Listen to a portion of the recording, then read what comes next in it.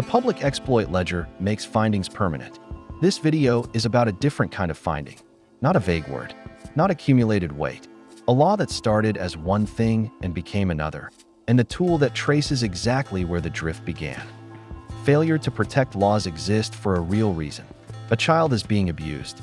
The other parent knows, does nothing. The abuser is prosecuted, but so is the parent who stood by and let it happen. The law says, knowing about abuse and doing nothing is not innocence. That case is sound. That case deserves to be stated before the Alignment Audit runs. In 1974, Congress passed the Child Abuse Prevention and Treatment Act. Out of that movement grew failure to protect laws, statutes holding a parent criminally responsible for failing to stop abuse of their child by another person. The target was clear: a parent who knew, a parent who had the ability to act, a parent who chose not to. The law was written for that person. That is not who it is being applied to today. A woman's partner abuses her child. The same partner has been abusing her. She is threatened, controlled, isolated, terrified. The partner is arrested. So is she, for failing to protect her child from the person who was also victimizing her. Oklahoma's failure to protect statute has been applied with the assumption that a mother should inherently know when abuse is happening and should inherently know what to do to stop it. That assumption does not account for coercive control, the systematic process by which an abuser destroys a partner's ability to act independently.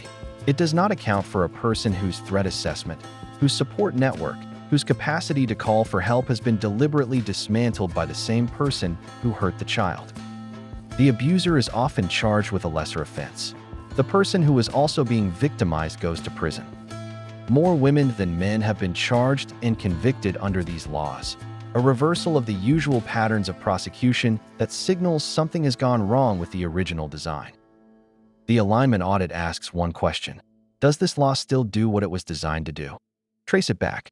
The law was designed to hold complicit adults accountable, parents who chose not to protect their children. It was not designed to prosecute adults who could not protect their children because they were also being victimized. Those are two different populations. The original statute treats them as one. The drift is not in the text of the law. It is in the application. Should have known and failed to protect are standards that do not distinguish between a parent who chose not to act and a parent who was prevented from acting. The precision filter finds the exploit surface immediately. Should have known is not a metric. It is an assumption, one that breaks down the moment the non-abusive parent is also a victim. The Alignment Audit names when the drift occurred. The original statute was written before coercive control was a documented and understood phenomenon in law and psychology. The law was not updated when the understanding changed. Nobody was assigned to notice the gap. The fix does not require eliminating failure to protect laws. It requires making them do what they were designed to do.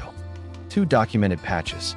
First, a coercive control carve-out, a defined standard that distinguishes a complicit parent from a terrorized parent. The prosecution must demonstrate that the non-abusive parent had the actual ability to act, not the theoretical ability, the actual ability given their documented circumstances.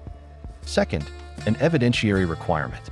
Before a non-abusive parent can be charged under a failure to protect statute, evidence of coercive control in the relationship must be considered, not as a defense to be raised after charges are filed.